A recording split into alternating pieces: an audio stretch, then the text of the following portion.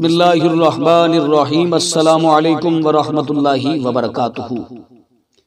ماہ رجب کی نفلی عبادت۔ رجب شریف کی بہت زیادہ فضیلت ہے۔ نبی پاک صلی اللہ علیہ وسلم نے اس کی بہت زیادہ فضیلت بیان فرمائی ہے، اور ماہ رجب کا جب بھی مہینہ شروع ہوتا، آغاز ہوتا ہے اس مہینے کا، تو نبی پاک صلی اللہ علیہ وسلم بذات خود بھی دعائیں کرتے، دعائیں پڑھتے، اور صحابہ اکرام رضوان اللہ علیہم اجمعین کو بھی حکم ارشاد فرماتے۔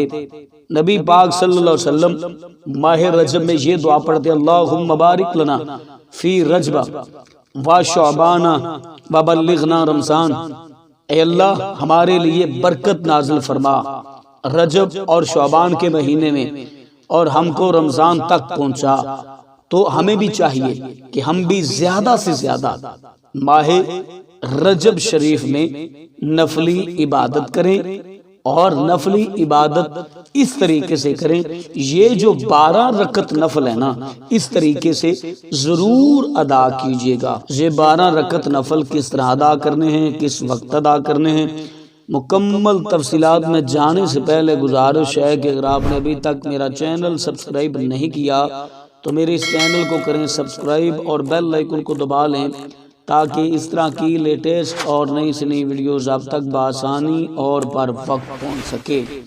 سب سے پہلے اس بات کا خیال رکھیں کہ یہ نفل آپ 2 کر کے بھی ادا کر سکتے ہیں، یہ نفل آپ 4 کر کے بھی ادا کر سکتے ہیں، اور جس مقصد کے لیے، جس مسئلے کے لیے آپ یہ نفل ادا کر رہے ہیں، جس مشکل سے، جس مصیبت سے جان چھڑانا چاہتے ہیں، اس کا تصور کر کے آپ نے ادا کرنے ہیں۔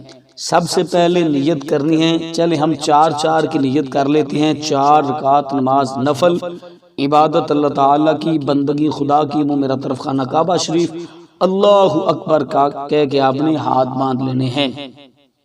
ہاتھ باندھنے کے بعد آپ نے ثنا پڑھنی ہے، تعوذ تسمیہ پڑھنی ہے، اور اس کے بعد سورۃ فاتحہ شریف پڑھنی ہے۔ جو بھی سورت آپ کو آتی ہے آپ نے وہ پڑھ لینی ہے۔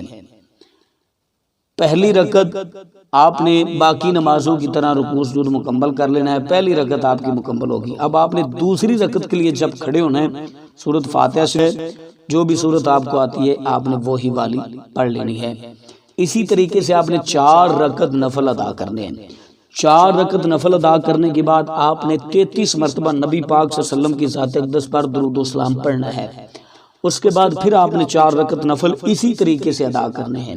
4 رکعت نفل مکمل کرنے کے بعد پھر آپ نے 33 مرتبہ نبی پاک صلی اللہ علیہ وسلم کی ذات اقدس پر درود و سلام پڑھنا ہے، جو آپ نے پہلی 4 رکعتیں مکمل کر کے پڑھا ہے۔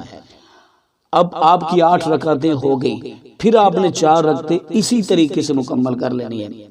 اس کے بعد پھر آپ نے نبی پاک صلی اللہ علیہ وسلم کی ذات اقدس پر درود و سلام 33 مرتبہ پڑھنا ہے۔ افضل تو یہ ہے کہ ہر 4 رکعت کے بعد 33 مرتبہ درود ابراہیمی پڑھیں، جو نماز میں پڑھا جاتا ہے۔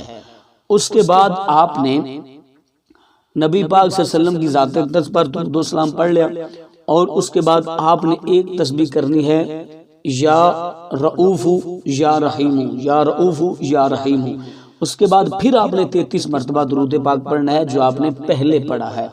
اس کے بعد آپ نے دعا کرنی ہے، انشاءاللہ عز و جل 3 دن کے اندر آپ کی بڑی سے بڑی مشکل آسان ہوگی، بڑی سے بڑی مصیبت سے چھٹکارا ملے گا، بڑی سے بڑی پریشانی سے نجات ملے گی، بڑی سے بڑی مصیبت سے فاقہ ہوگا، بیماریوں سے شفا ملے گی۔ تو مجھے امید ہے کہ آج کی میری ویڈیو آپ کو اچھی لگی ہوگی۔ اپنا اپنی فیملی کا بہت سارا خیال کیجیے گا۔ اللہ